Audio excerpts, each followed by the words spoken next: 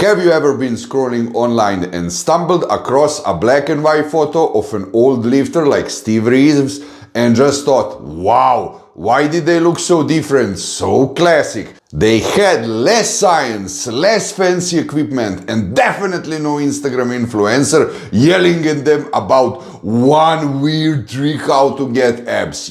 Yet the advantage guy in the gym today, drawing in studies and optimized workout plans, doesn't seem to come close to that timeless look. It's confusing and frustrating. It feels like for the most natural lifters, the modern way just isn't working. So today we are cutting through the noise. We are going to break down 4 facts what made those golden era physiques so special and give you the simple principles they used to build them and how can you implement that in your routine so that you get the dream body you deserve. By the way, my name is Boris Kish. I'm a fully licensed IFBB fitness coach and a professional nutritionist. I'm a super heavyweight bodybuilding competitor in the category over 220 pounds on stage, that is over 100 kilograms. I'm 6'4" tall, that's over 193 centimeters. Welcome to my channel. And let's get out of the way first, steroids. When we talk about the golden era, we're talking about a long period. In the earlier days, you had guys like Steve Reeves who built his legendary physique long before steroids were a thing in bodybuilding and was strongly against them. Then you have later the 70s with icons like Arnold Schwarzenegger, who has been open about using steroids under a doctor's cares back when it was legal. But here is the key. The principles they used to build their foundation were completely different from today. Their goal was different. It wasn't about sheer size at any cost. The aim was to build balanced, symmetrical physique with broad shoulders and a tiny waist, a V taper that looked good all the time, not just for one day on the stage. Modern bodybuilding often rewards extreme mass, which is a different goal entirely. Now it's easy to think these guys looked great because they didn't know any better. That's a lazy excuse. They were absolute students of the game. They just weren't distracted.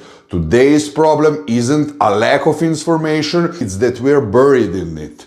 They don't have a new science-based YouTube video dropping every Tuesday, so they would found what worked and hammered it relentlessly. By the way, if you want to take your training to the next level, I made 3 complete training splits you can get for free. You'll find the link below. I'll take you to my coaching newsletter where I'll send them straight to your email. Second, the training philosophy back then can be boiled down to 3 words: simple, hard, and strategic. Their workouts were built on a foundation on heavy basic movements, things like deep squats, bench presses, weighted pull-ups, overhead presses, and heavy barbell rows were the kings. They focused on one simple thing: progressive overload.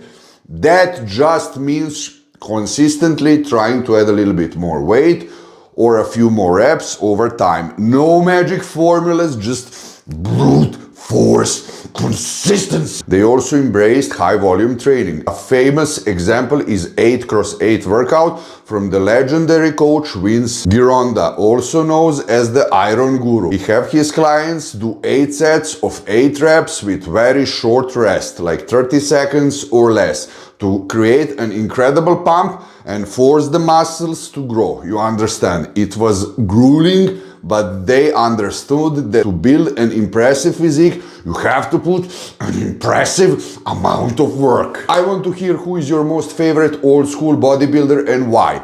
My Sergio Oliva, I really liked how the meat looks, and honestly I like Larry Scott as well. I mean, I think he had one of the best arms ever, if not the best, you know, considering what kind of technology he had to build them.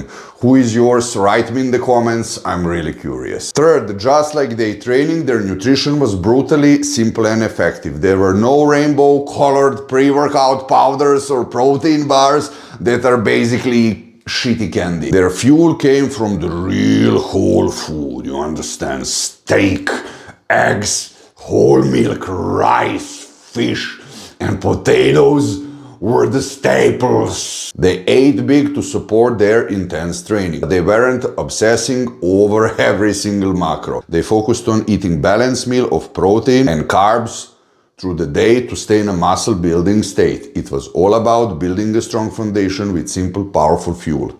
And if you find this helpful, do me a favor and hit that like and subscribe button for more real, no bullshit fitness advice, and I'll really appreciate it. Fourth, and now comes the most important piece of the puzzle. The old school lifters had the mindset of a sculptor, like a Michelangelo, you understand. Their validation didn't come from likes or comments, it came from the mirror and the logbook. Because they weren't constantly bombarded with new trends, they picked a philosophy and stuck with it for years. They knew there were no shortcuts and they learned to love the daily grind. This long-term vision and unwavering consistency is the true lost secret.